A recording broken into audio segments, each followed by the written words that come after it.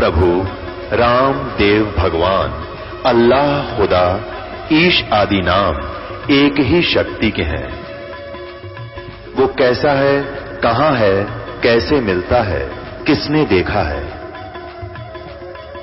ये प्रश्नवाचक चिन्ह पूर्ण रूप से हटाने के लिए अवश्य सुनिए जगत गुरु तत्वदर्शी संत रामपाल जी महाराज के अमृत वचन, सर्व पवित्र धर्मों के पवित्र शास्त्रों के आधार पर। लोकवेद कहते हैं घर का ज्ञान, अपना मन घड़ंत, अपना अनुभव, उसे लोकवेद कहते हैं। सुनाया ज्ञान, अक्षेत्रीय ज्ञान, उसको लोकवेद कहते हैं। उस लोकवेद के आधार से परमात्मा निराकार बताया हुआ होता है, जिस कारण से परमात्मा को पहचानने में हम अभी तक धोखा खाते रहे।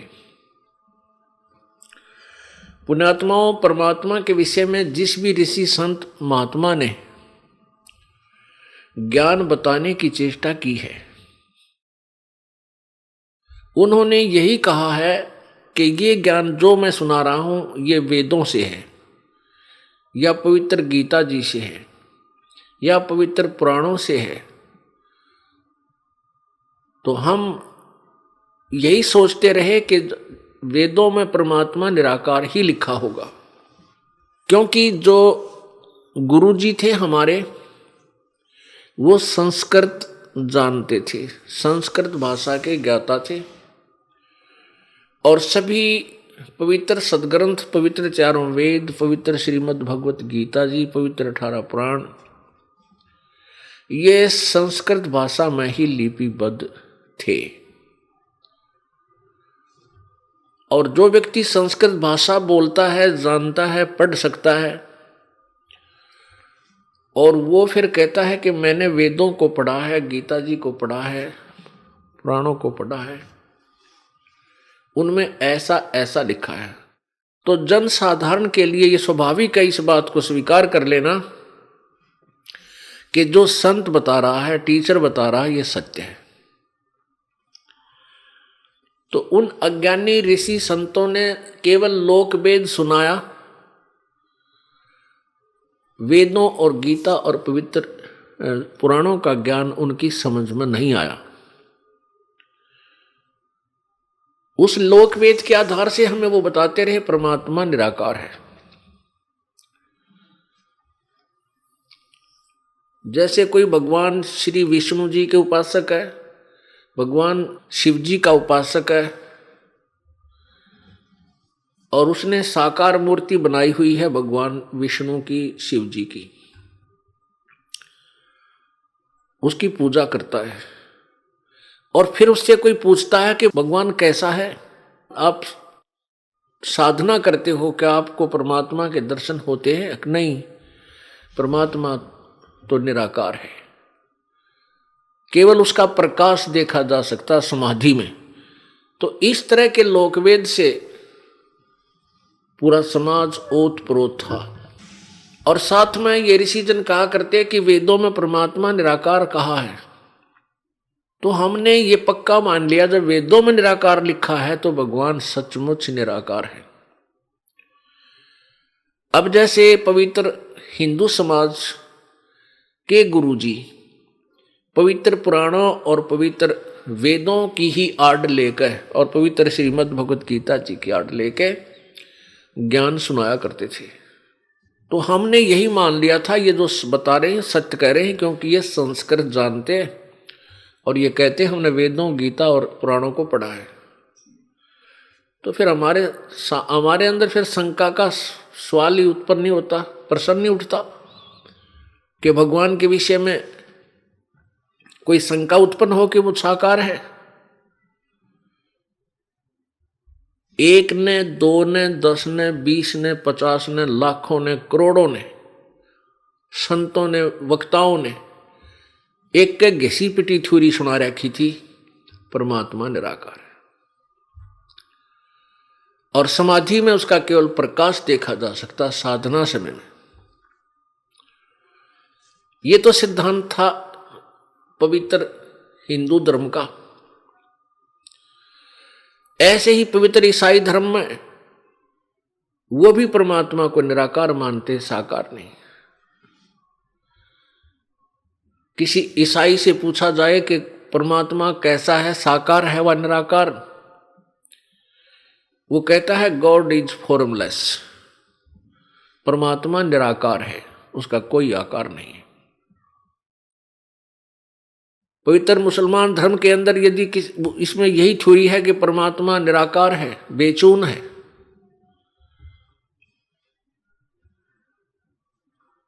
और पुण्यात्माओं हमारे सभी सद्ग्रंथ कहते हैं परमात्मा साकार है, सशरीर है, मनुष्य जैसा आकार है, और उसका नाम कबीर है।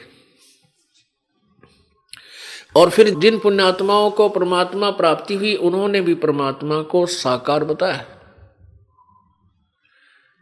एक देशीय बताया है, एक स्थान पर सतलोक के अंदर विराजमान है। पुण्यात्माओं ये ऐसा कारण क्यों है? क्योंकि काल भगवान नहीं चाहता कि इस मनुष्य को, इस प्राणी को परमात्मा के वास्तविक अस्तित्व का ज्ञान हो, परमात्मा की वास्तविक स्थिति से ये परिचित हो। इसलिए इसने सभी समाज को भ्रमित कर दिया और लोक वेद के ऊपर आधारित कर दिया। परमेश्वर कबीर जी स्वयं आकर के अपनी महिमा आप बताते हैं, और आप ही वो दास बनते हैं, आप ही वो मालिक हैं, कुल सृजनहार हैं, और स्वयं ही वो तत्वदर्शी संत की भूमिका करने आते हैं, और स्वयं ही वो एक नेक नागरिक होते हैं, स्वयं ही एक नेक शिष्य की भूमिका करते हैं, और स्वयं ही एक वास्तविक दास की भूमिका करते हैं। आप पे आरती, आप पे साजे, आप पे किंगर, आप पे बाजे, आप पे ताल झां जनकारा, आप नचे आप देखनारा। कहे कबीर ऐसी आरती गाऊं, आपा मध्य आप समाऊं। तो उस परमेश्वर ने आकर बताया है कि ये जो भोली आत्मा है, तत्व ज्ञान से अपरिचित हैं, इन नकली ऋषियों और गुरुओं के ज्ञान के आधार से वो साधना शास्त्र विरुद्ध कर रहे हैं, उनकी ऐसी स्थिति है। पीछे लग गया जाऊं था मैं लोक वेद के साथ, रस्ते में सतगुरु मिले भाई दीपक दे दिया हाथ। लोक वेद होता है सुना सुना ज्ञान। जैसे हम पवित्र हिंदू धर्म में जन्म होने के कारण रामकृष्ण की पूजा करते थे, कोई हनुमान जी की पूजा, कोई बाबा श्याम जी की पूजा की, देवी की पूजा, कोई भैरव भूत बैतालों की पूजाएं, कई तीर्थों पे कई मंदिरों में जाते थे। जिस ज्ञान से आधार से हम ये पूजाएं करते थे वो लोक वेद था, शास्त्र अनुकूल ज्ञान नहीं था। तो परमात्मा कहते हैं कि पीछे लग गया जाऊं था, एक जन साधारण को बता रहे हैं आप जी, और हमारे लिए वो प्रमाण दे रहे हैं कि पीछे लग गया जाऊं था मैं लोक वेद के साथ, और रस्ते में सतगुरु मिल गए, दीपक दे दिया हाथ। सतगुरु तत्वदर्शी संत, सच्चा गुरु, सतगुरु माने सच्चा गुरु, पूर्ण संत मिल गए। तो उन्होंने तत्व ज्ञान रूपी टॉर्च, तत्व ज्ञान रूपी ये दीपक हमें दे दिया। हम उस तत्व ज्ञान, वास्तविक ज्ञान, शास्त्र अनुकूल ज्ञान के आधार से अब इसकी रोशनी में अब हम शास्त्र अनुकूल साधना कर रहे हैं। हम मनमाना आचरण नहीं कर रहे। तो परमात्मा हमें बता रहे हैं कि जब तुम्हें संत मिल जाएंगे फिर तुम्हारी ये लोक वेद की धारणा छूट जाएगी। जैसे ये दास पहले श्री रामकृष्ण के पुजारी था, विष्णु जी शंकर भगवान के पुजारी था, हनुमान जी का पुजारी था, मंगलवार का व्रत रखता था, और 100 रुपये का प्रसाद मंगलवार न बांट दिया करता। तो कोई भी घर में जैसे लाभ होता था तो भगवान रामकृष्ण विष्णु शिव जी या बाबा श्याम जी हनुमान जी को क्रेडिट देते थे, इन्होंने हमारे ये लाभ दिया। अब जब हमें तत्व ज्ञान प्राप्त हुआ तो पता चला कि ये कुछ भी नहीं दे सकते। ब्रह्मा विष्णु महेश, राम कृष्ण और हनुमान जी, श्याम जी आदि जो भी ये देव हैं, ये हमें कुछ नहीं परिवर्तन कर सकते, केवल हमारा किया हुआ कर्म ही दे सकते। वो कौन सा कर्म? पूर्व जन्म का, और इसके अंदर वो कोई परिवर्तन नहीं कर सकते। प्रारब्ध में जो लिखा है वही दे सकते, इससे अतिरिक्त वो कुछ परिवर्तन नहीं कर सकते। केवल एक परमेश्वर है, पूर्ण ब्रह्म, जो हमारे भाग्य में भी परिवर्तन कर देता है। अब हमें पता चल गया, इसलिए हम उस लोक वेद के आधार से भटक नहीं सकते। अब आपको दिखाते हैं कि परमात्मा कैसा है, साकार है व निराकार है। कबीर परमेश्वर जब आए थे, अपनी महिमा, अपनी वाणी, अपना तत्वज्ञान स्वयं ही लोकोक्तियों के माध्यम से, दोहों के माध्यम से, कविताओं के माध्यम से स्वयं ही आवाज लगा लगा कर सुनाया करते थे, और उस ज्ञान को लिपिबद्ध कर लिया, लिख लिया। वो पांचवा वेद है, वो सूक्ष्म वेद है, वो सच्चिदानंद घन की वाणी है। उसके अंदर ओवरऑल कंप्लीट स्पिरिचुअल नॉलेज है, उसके अंदर कंप्लीट ज्ञान है, धार्मिक आध्यात्मिक ज्ञान है, जो वेदों और गीता जी में भी नहीं है। उससे आगे का ज्ञान है, वो तो है ही है, उससे आगे का और ज्ञान है जो वेदों और गीता में नहीं है। जैसे पवित्र गीता जी अध्याय नंबर 4 के श्लोक नंबर 34 में कहा है कि जो अध्याय नंबर 4 के श्लोक 32 में जिस सच्चिदानंद घन की वाणी अर्थात सूक्ष्म वेद के विषय में कहा गया है कि उसमें बहुत विस्तार से भिन्न भिन्न प्रकार के यज्ञ लिखे हुए, तो उस तत्व ज्ञान को, उस सच्चिदानंद घन की वाणी को तू किसी तत्वदर्शी संतों के पास जाकर समझ, उनको दंडवत प्रणाम कर, कपट छोड़कर अपने समस्या का समाधान करवा, प्रसन्न कर, फिर वह तत्वदर्शी संत तुझे उस परम तत्व का ज्ञान करावेंगे। इसे सिद्ध है कि गीता ज्ञान से भिन्न कोई और ज्ञान है, अन्यथा गीता जी का ज्ञान तो गीता ज्ञान दाता भगवान बता ही रहा था। उसने कहा है कि उस परमेश्वर की वाणी में, सच्चिदानंद घन की वाणी में, उनके मुख से उच्चरित वाणी में ये ज्ञान बहुत ही विस्तार से लिखा हुआ है। बहुत सी यज्ञों के बारे में, यज्ञ माने धार्मिक अनुष्ठानों के विषय में लिखा हुआ है।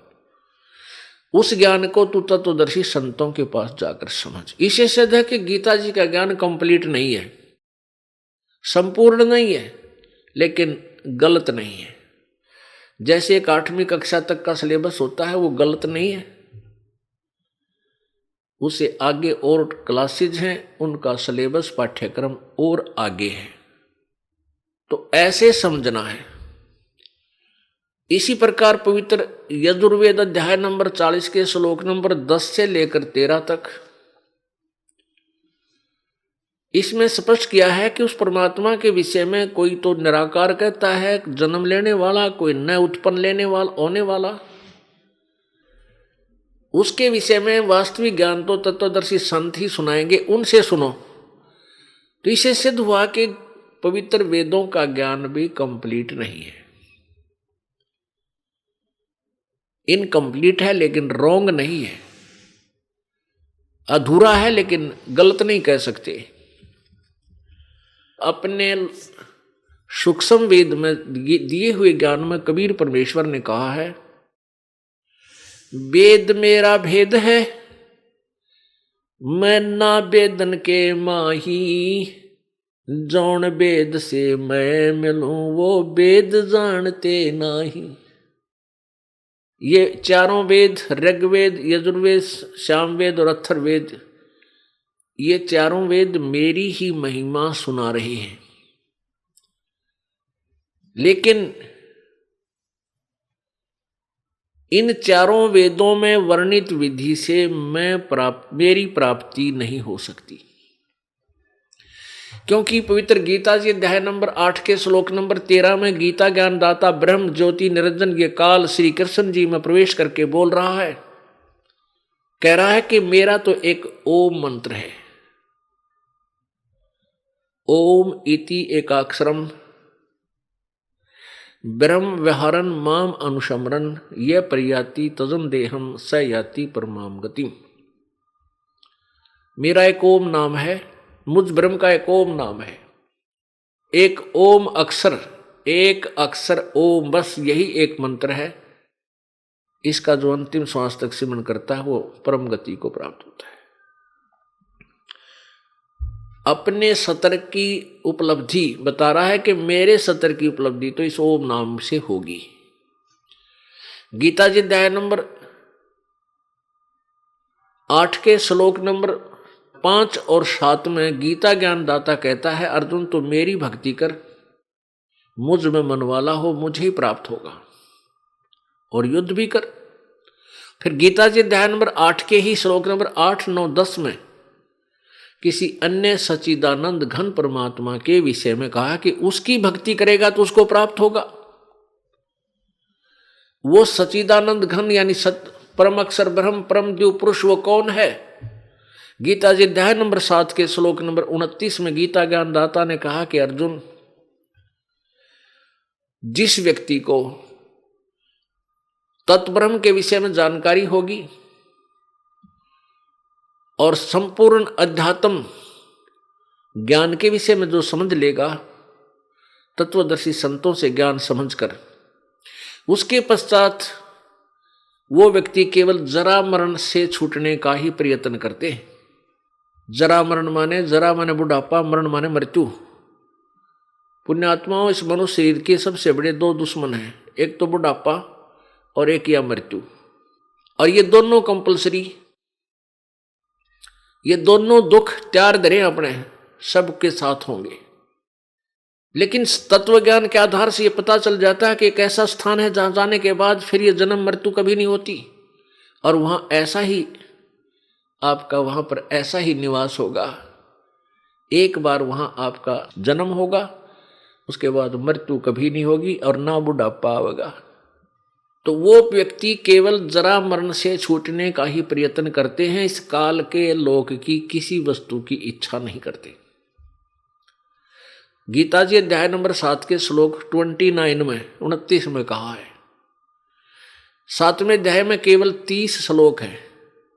30वें श्लोक में कहा है कि अध्यात्म अधियज और ये अधिभूत आदि के विषय में जानकारी दी है। बस 8वें अध्याय का जो प्रारंभ होता है, प्रथम मंत्र में अर्जुन ने पूछा कि भगवान वो तत्ब्रह्म कौन है, फिर वो परमात्मा कौन है? तत्व माने वह, ब्रह्म माने परमात्मा।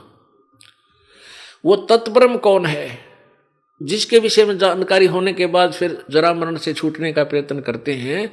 तो ऐसा वो भगवान कौन है? किम तत्ब्रह्म?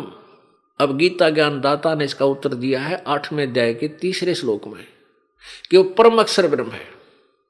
यानी गीता ज्ञानदाता से अन्य कोई और शक्ति है जो परम शक्ति है, जो पूजा के योग्य है, और उसी की भक्ति से जन्म मृत्यु का छुटकारा हो सकता है। गीता जी अध्याय नंबर 18 के श्लोक नंबर 62 में कहा कि अर्जुन, तू सर्वभाव से उस परमेश्वर की शरण में जा जिसकी कृपा से तू परम शांति और शाश्वत स्थान यानी सनातन परम धाम, शाश्वत माने सदा रहने वाला, अविनाशी, स्थानम माने लोक धाम, उस सतलोक को प्राप्त होगा। इसी से है कि गीता ज्ञान दाता से कोई और सुप्रीम पावर है जिसकी साधना से जीव का पूर्ण मोक्ष होगा। गीता जी अध्याय नंबर 15 के श्लोक नंबर 1 में तत्वदर्शी संत की पहचान बताई है कि इस उल्टे लटके हुए संसार रूपी वृक्ष के सभी पार्ट्स के बारे में, सभी हिस्सों के बारे में, सभी भागों के बारे में, तना कौन है, जड़ कौन है, डार कौन है, टहनी क्या है, पत्ते क्या है, इसके विषय में जो संत बताएगा वो तत्वदर्शी संत होगा। फिर 15वें अध्याय के 4 श्लोक में कहा कि उस तत्वदर्शी संत के प्राप्ति के पश्चात उस परमेश्वर के परम पद की खोज करनी चाहिए, जहां जाने के बाद जीव फिर लौट कर संसार में कभी नहीं आते, अर्थात वो पूर्ण मोक्ष प्राप्त करते हैं। और जिस परमेश्वर ने सब ब्रह्मांडों की रचना की है, तो इसे सिद्ध है कि गीता ज्ञान दाता से कोई और है सर्वशक्तिमान, सर्वसृजनहार। ये पवित्र गीता जी हमें बता रही है। तो जैसे गीता जी अध्याय नंबर 8 के श्लोक नंबर 13 में गीता ज्ञान दाता ने अपने विषय में बताया कि मेरी भक्ति करनी है तो मुझे प्राप्त होगा, उसका ओम मंत्र है, और मेरे वाली परम गति को प्राप्त होगा। अपनी परम गति को 7वें अध्याय के 18वें श्लोक में गीता ज्ञान दाता कहता है कि मेरी गति भी अनुत्तम है। अनुत्तम माने अश्रेष्ठ, व्यर्थ।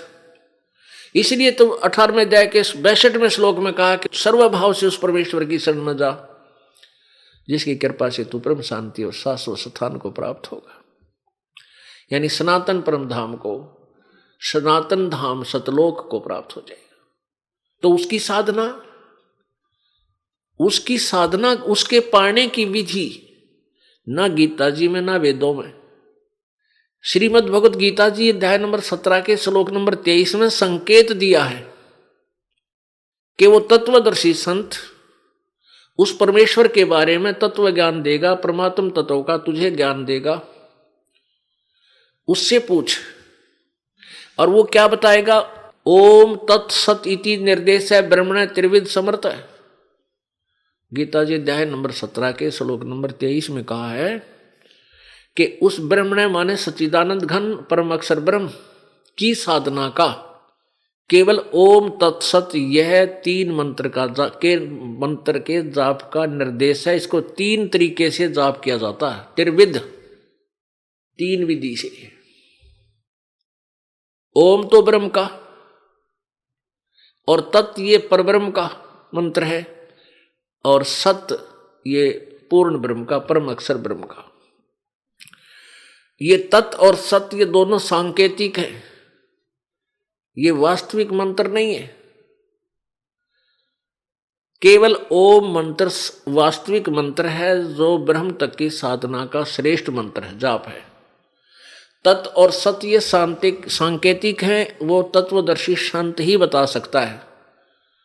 वो तत्वदर्शी संत परमेश्वर स्वयं आए थे, लेकिन उन्होंने इस मंत्र को गुप्त छुपा रखा था कि अभी नहीं बताना, क्लियर नहीं करना, डिक्लेयर नहीं करना, इसको सार्वजनिक नहीं करना था।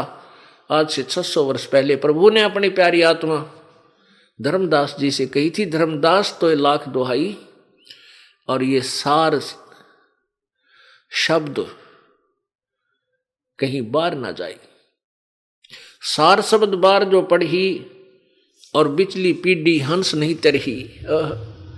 यदि ये सार शब्द, ये वास्तविक मंत्र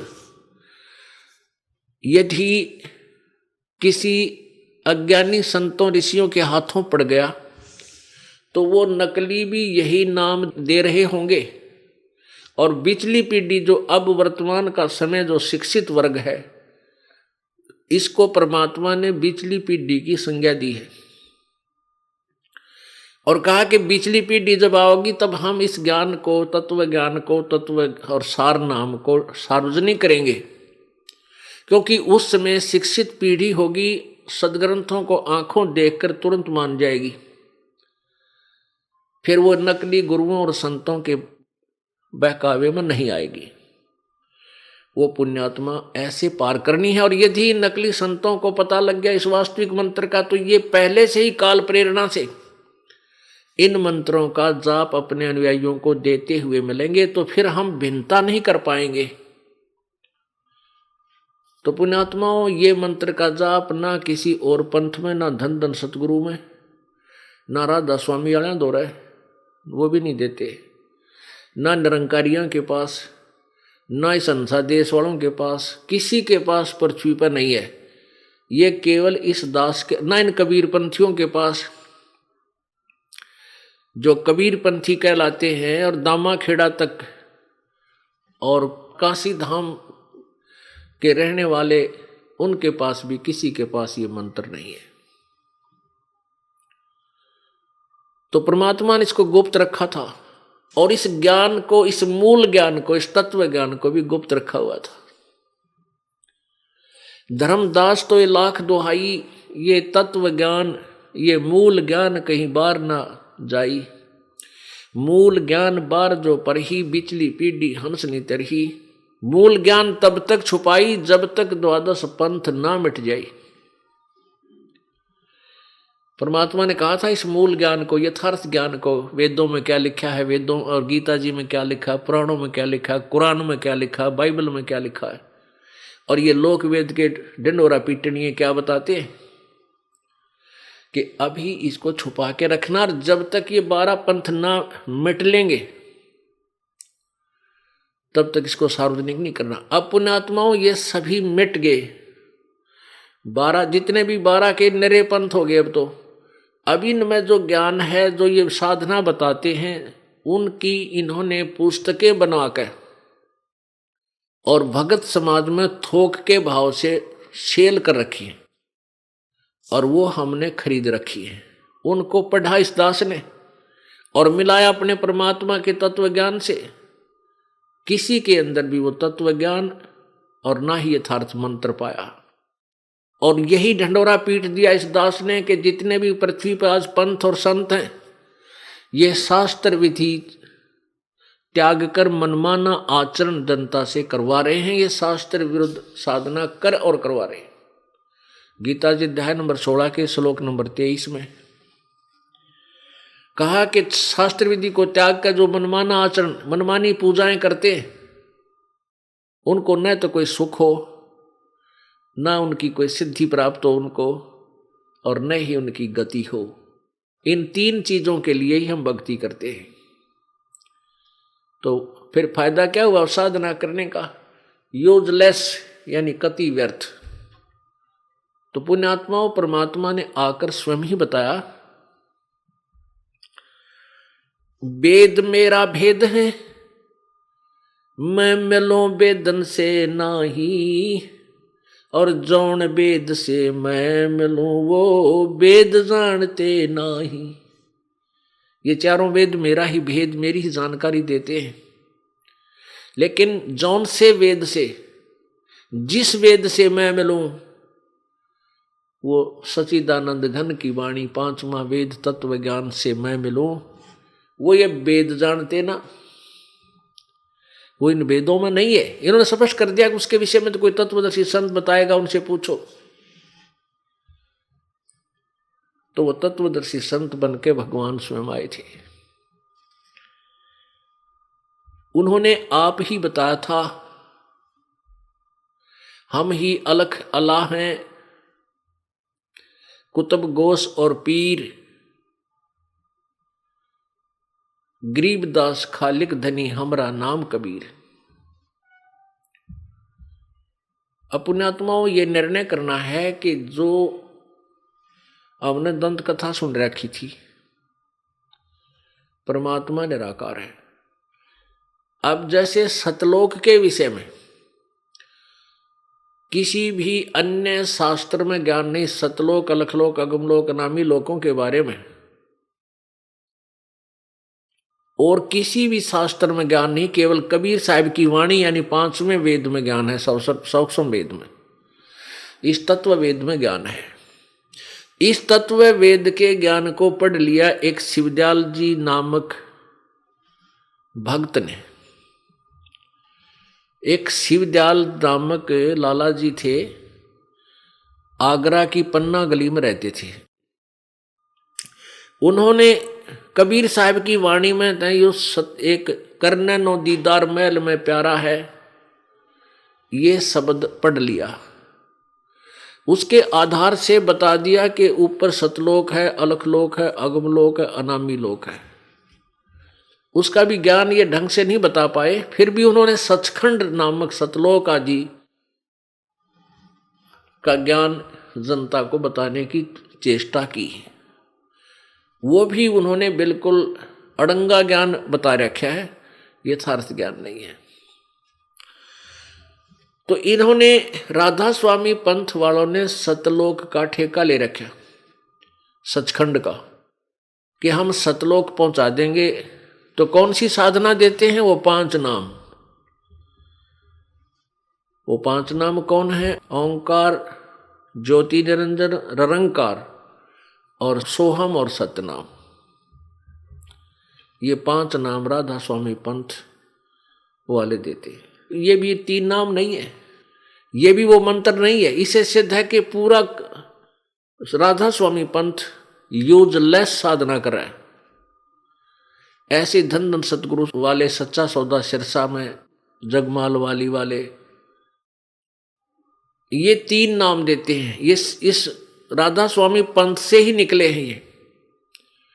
इन्होंने अपने नाम बदल लिए, इन्होंने के नाम रख लिए उपदेश के नाम जाप करने के, सतपुरुष, अकाल मूर्त और शब्द स्वरूपी राम। सतपुरुष, सतपुरुष, शब्द स्वरूपी राम और अकाल मूर्त, ये 3 नाम जाप को देते हैं। ये कोई मंत्र है? वो 3 नाम का जाप है ओम तत्सत। ओम ब्रह्म का जाप है, तत् ये परब्रह्म का, ये सांकेतिक जाप है, और सत्य ये पूर्ण परमात्मा का, ये भी सांकेतिक गुप्त है, जो ये दास बता सकता है। और कोई अधिकारी ही नहीं है। मान ले किसी भक्त ने नाम ले लिया और वो कहीं नाम देने लग जाता है तो वो पाप का भागी है, अपराधी है, परमात्मा उसे माफ नहीं करेगा, क्योंकि अधिकारी नहीं है वो। जैसे कबीर परमेश्वर आए थे, 64 लाख से सोए थे उनके, वो स्वयं ही तत्वदर्शी संत और गुरु की भूमिका कर रहे थे। तो उन्होंने किसी को भी अधिकार नहीं दिया था नाम देने का कि तू नाम दे। कोई भी अन्य अधिकारी नहीं बनाया था कि उपदेश देने का, वो स्वयं ही नाम देते थे। तो इसी प्रकार वर्तमान में इस दास के अतिरिक्त कोई भी अगर ये मंत्र देता है वो अपराधी है, परमात्मा का शत्रु है। वो भोली आत्माओं को गुमराह करके नकली पासपोर्ट बना रहा है, डुप्लीकेट, फर्जी। तो ये फर्जी पासपोर्ट फिर बाद में दुख देंगे, सजा भी होगी, यही रह जाओगे, पार नहीं हो पाओगे। तो वो शत्रु है परमात्मा के बच्चों का, जो धोखा दे रहा है। ऐसे नकली व्यक्तियों से भी आपने सावधान रहना है। अब वास्तविकता ये है कि हम परमात्मा को निराकार मानते रहे, लेकिन परमात्मा साकार है। अब आपको हम प्रमाण देंगे। अब आपको सदग्रंथों से रूबरू कराते हैं। सबसे पहले पवित्र वेदों को लेते हैं कि उसमें परमेश्वर के विषय में क्या जानकारी दी है। वो परमात्मा स्वयं ही आते हैं, अपने तत्व ज्ञान को आप ही बताते हैं। ऋग्वेद मंडल नंबर 9 सूक्त नंबर 96 और मंत्र नंबर 16, 17, 18, 19 और 20 में ये स्पष्ट होगा कि वो परमात्मा अपने मुख से अमृतवाणी उच्चारण करता है और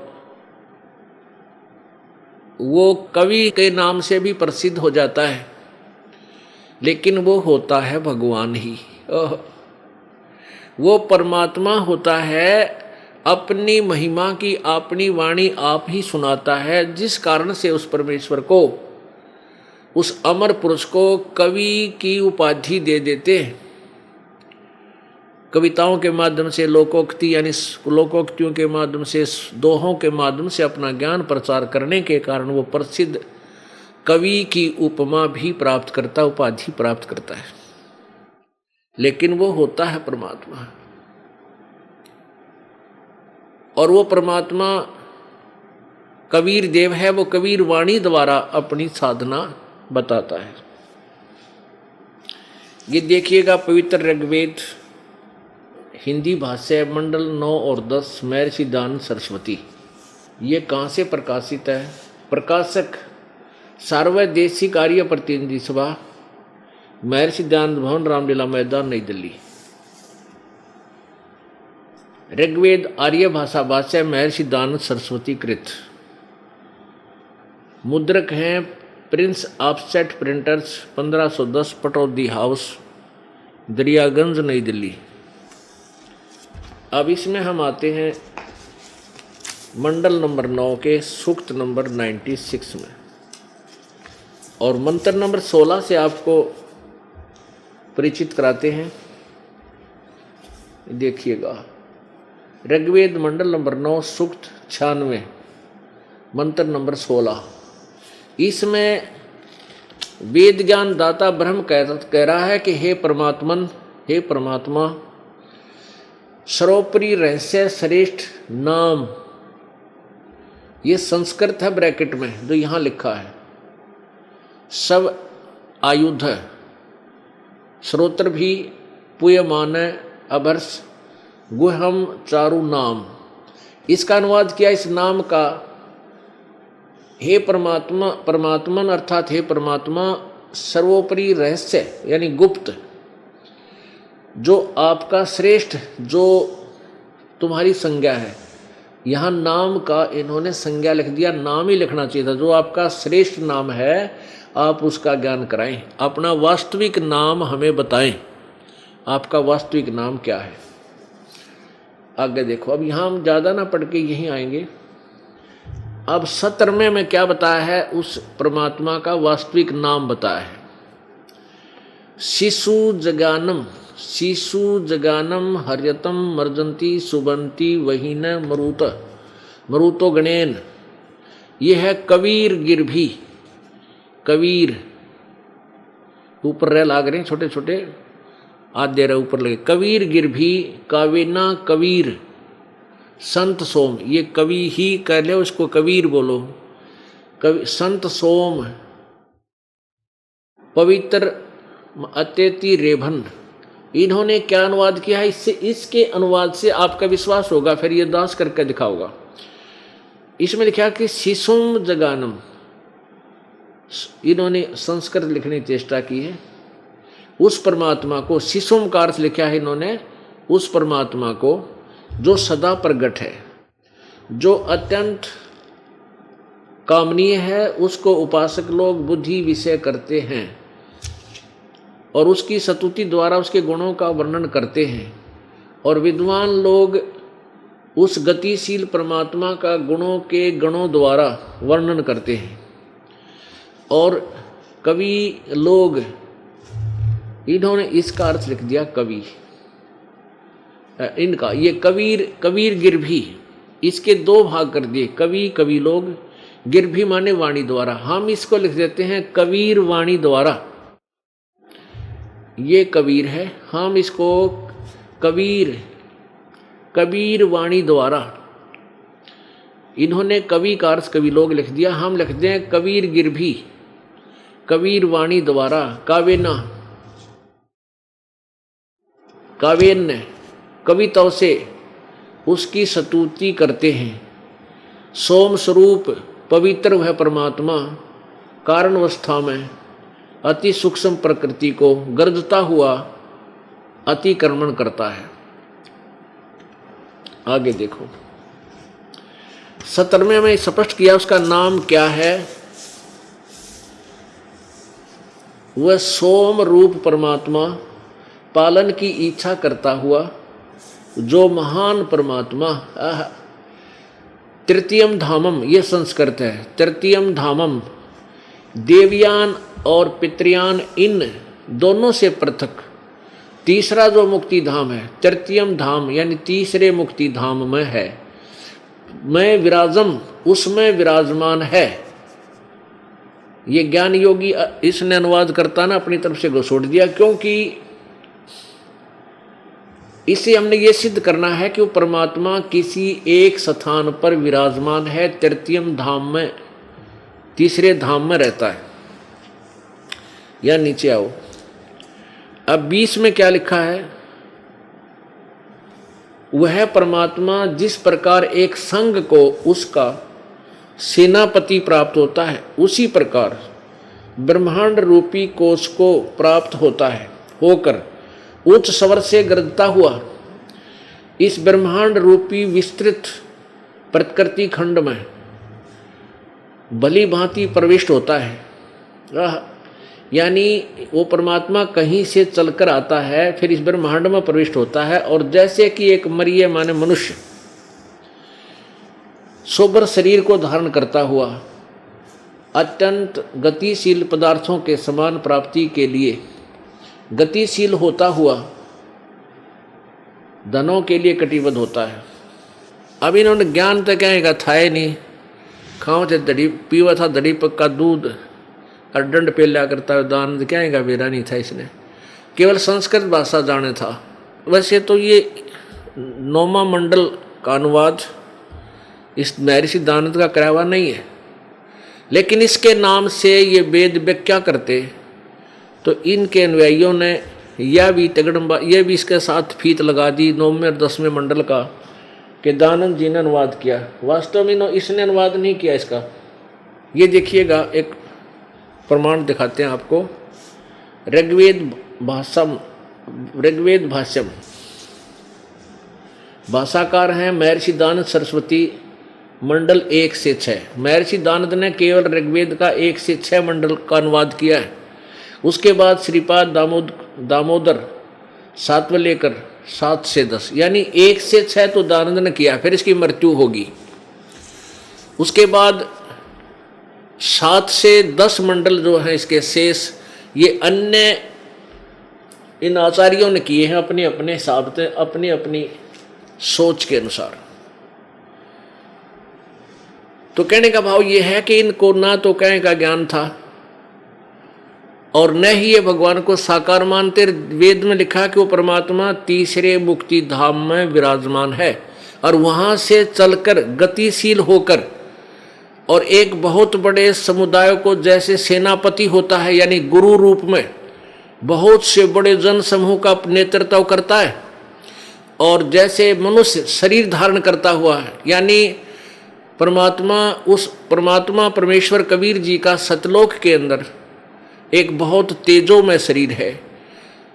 उसके एक रोमकूप में करोड़ सूर्य करोड़ चंद्रमा दोनों की मिली जुली रोशनी भी फीकी रहे परमात्मा के एक रोमकूप के प्रकाश के सामने। इतना तेज है वहां भगवान का।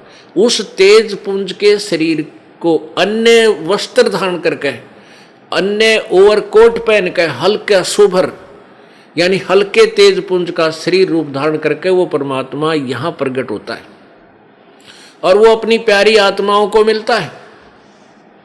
अब देखो ये सी ऋग्वेद, ये वही ऋग्वेद है, मंडल नंबर 9 और सूक्त नंबर आपको 86 दिखाते हैं। 86 यही ये प्रमाण देता है कि वो परमात्मा अपनी प्यारी आत्माओं को, श्रेष्ठ आत्माओं को आकर के मिलता है। ये देखो ऋग्वेद मंडल नंबर 9 सूक्त नंबर 86 इसके 26 मंत्र में क्या कहा है? यज्ञ करने वाले यजमानों के लिए परमात्मा सब रास्तों को सुगम करता हुआ, उनके विघ्नों को मर्दन करता हुआ, नष्ट करता हुआ, उनको पवित्र करता हुआ और अपने रूप को सरल करता हुआ, अपने वास्तविक रूप को हल्का करता हुआ, वह कांति में परमात्मा। इन्होंने इस कबीर शब्द का कवि सर्वज्ञ कर दिया। कवि का अर्थ सर्वज्ञ नहीं होता, ना कोई कवि सर्वज्ञ हो सकता। विद्युत के समान क्रीड़ा करता हुआ वर्णीय पुरुषों को प्राप्त होता है। वर्णीय यानी श्रेष्ठ भक्तों को आकर मिलता है वो परमात्मा। यजमानों, अब यज्ञ करने वाले यजमानों लिए यानी साधना करने वाले भक्तों के लिए परमात्मा सब रास्तों को सुगम करता हुआ, उनके सब रास्ते खोलता हुआ, उनके विघ्नों को, संकटों को नष्ट करता हुआ और उन प्यारी आत्माओं को पवित्र करता हुआ और अपने रूप को सरल करता हुआ, तेज पुंज अन्य दे धरकर इस विधम को भेंट ही, वह कांतिमान परमात्मा, वैसे हम इसको कबीर कहें तो अच्छा रहे, विद्युत के समान, यानी जैसे बिजली 1 सेकंड में चमक कर नीचे आ जाती है, ऐसे तीव्र गति से वो चलता है क्रीड़ा करता हुआ और श्रेष्ठ भक्तों को प्राप्त होता है, वर्णीय पुरुषों को प्राप्त होता है, वहां से आकर उनको मिलता है। 27 में ऋग्वेद मंडल नंबर 9 सूक्त नंबर 86 मंत्र 27, प्रेम की वे सैकड़ों धाराएं जो नाना रूप में सतिथि को लाभ कर रही हैं, वे परमात्मा को प्राप्त होती हैं। प्रकाश पुंज परमात्मा को, प्रकाश का समूह परमात्मा को बुद्धि वृत्तियां विषय करती हैं, जो परमात्मा झूलोक के तीसरे पृष्ठ पर विराजमान है। एक देशीय है। झूलोक माने उस सतलोक के, इस ब्रह्मांड के, झूलोक माने ब्रह्मांड के, जैसे 3 लोक हैं, ब्रह्मलोक, ब्रह्म का लोक, 21 ब्रह्मांड, परब्रह्म के लोक, 7 संख्य ब्रह्मांड, उनसे तीसरे पृष्ठ पर विराजमान। इससे हम ये लेना चाहते हैं कि परमात्मा साकार है और एक स्थान पर रहता है, वह प्रकाश रूप है, यानी बहुत तेजों में शरीर युक्त है। अब ऋग्वेद मंडल नंबर 9 सूक्त नंबर 82 इसके हम आपको 3 श्लोक सुनाते हैं, क्लियर हो जाएगा। देखिएगा, ऋग्वेद मंडल नंबर 9 सूक्त नंबर 82 और मंत्र नंबर 1,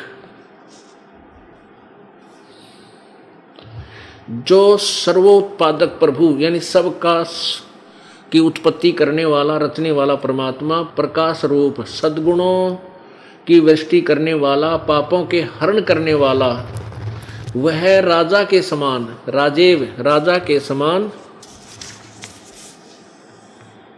राजा के समान दर्शनीय है, साकार है। वह पृथ्वी लोक लोकांतर के चारों ओर शब्दमान हो रहा है। वह वर्णीय पुरुषों को, वर्णीय माने श्रेष्ठ पुरुषों को, जो दृढ़ भक्त हैं यानी सच्चे भक्त हैं, उनको पवित्र करता हुआ प्राप्त होता है, उनको आकर मिलता है वो परमात्मा। जिस प्रकार विद्युत स्नेह वाले स्थानों को आधार बनाकर प्राप्त होता है, यानी वो परमात्मा जैसे बिजली गिरा करे ना अपने हिसाब से, ऐसे ही वो परमात्मा इतनी गति से सतलोक से चल कर आकर अपने भक्तों के पास प्रकट होता है, उनको ज्ञान समझाता है। आगे देखो दूसरा मंत्र, ऋग्वेद मंडल नंबर 9 और सूक्त नंबर 82 का मंत्र अब 2 देखते हैं। हे परमात्मन, उपदेश करने की इच्छा से आप, यानी यहाँ सच्चा ज्ञान देने के लिए आप महापुरुषों को प्राप्त होते हो, अच्छी आत्माओं को आकर मिलते हो, प्राप्त होते हो। आप अत्यंत गतिशील पदार्थ के समान हमारे आध्यात्मिक यज्ञ को प्राप्त होते हो, यानी बहुत तेज चलने की गति से हमारे पास आते हो। आप कबीर हैं, कवि सर्वज्ञ हैं, शुद्ध स्वरूप हैं। हमारे पापों को दूर करके हे सोम आप हमको सुख दें और प्रेम भाव को उत्पन्न करते हुए पवित्रता को उत्पन्न करें। आगे देखो, अब तीसरा मंत्र, पवित्र यज्ञों में रक्षा से आप प्राप्त होते हैं। पृथ्वी लोक आदि लोक लोकांतरों में गति करते हुए सर्वव्यापक आप, सर्वव्यापक अर्थ नहीं आपका, आप गति करते हुए आप स्वयं गतिशील होकर विराजमान होते हैं। अपने आत्माओं इन्होंने रट्टा ला रखा था, भगवान निराकार है, सर्वव्यापक है, वो कण कण में विद्वान है, कहीं एक देशीय नहीं है। और वे जिसको एक देशीय बता रहे हैं, मनुष्य सदृश बता रहे हैं, वहाँ से साकार बता रहे हैं, वहाँ से चल कर आता है। और श्रेष्ठ भक्तों को यानी विशेष पुण्यात्माओं को जो उनके खास भक्त होते हैं उनको मिलता है। वो परमात्मा किस किस को मिला इस कलयुग में? आदरणीय धर्मदास साहिब जी को मिला बांधवगढ़ में, बांधवगढ़ के रहने वाले को मथुरा में, और आदरणीय मलुकदास जी को मिला, आदरणीय दादू साहिब जी को मिले, आदरणीय गरीबदास साहिब जी को मिले, आदरणीय नानक साहिब जी को मिले, आदरणीय घीसा साहिब जी को मिले। वो परमात्मा स्वयं आकर के उनको मिले और उनकी आत्मा को सचखंड लेकर गए, वहाँ से सारा व्यवस्था उनको बताई, अपना पूरा परिचय दिया प्रभु ने। फिर उन प्यारी आत्माओं ने, उन पुण्य आत्माओं ने उस परमेश्वर का एफिडेविट दिया अपनी अमृतवाणी में, ये गवाही दी है कि वो परमात्मा साकार है, सतलोक में रहता है, उसका नाम कबीर है।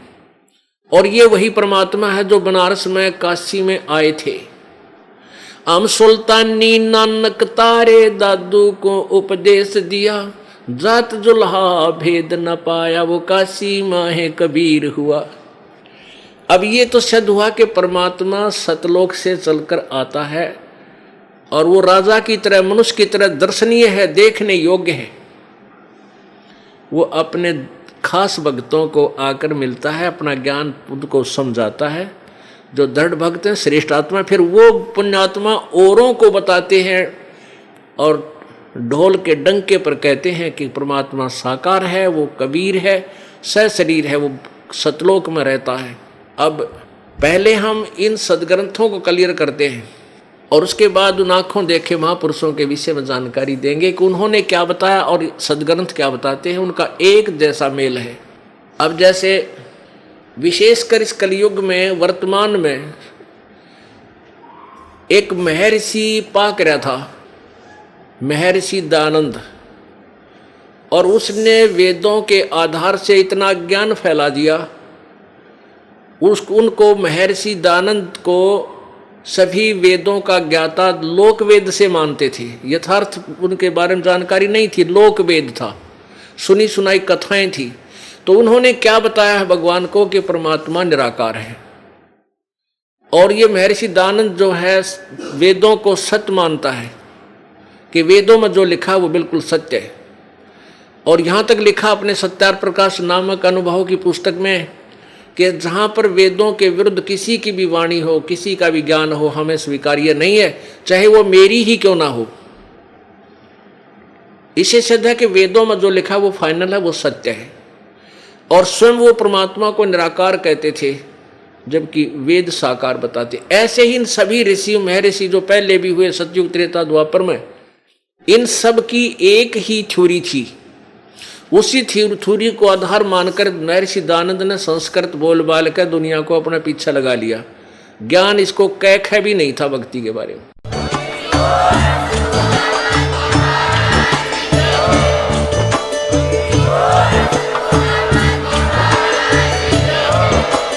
आप सुन रहे थे जगत गुरु तत्वदर्शी संत रामपाल जी महाराज जी के मंगल प्रवचन। अधिक जानकारी के लिए विजिट कीजिए हमारी वेबसाइट www.jagatgururampalji.org। संत रामपाल जी महाराज जी के शुभ आशीर्वाद से पूरे विश्व भर में 500 से भी ज्यादा नाम दीक्षा केंद्र हैं, जिन पर संत रामपाल जी महाराज जी द्वारा ऑनलाइन निःशुल्क नाम दीक्षा दी जा रही है। अपने नजदीकी नाम दीक्षा केंद्र का पता करने के लिए संपर्क करें 8222880541।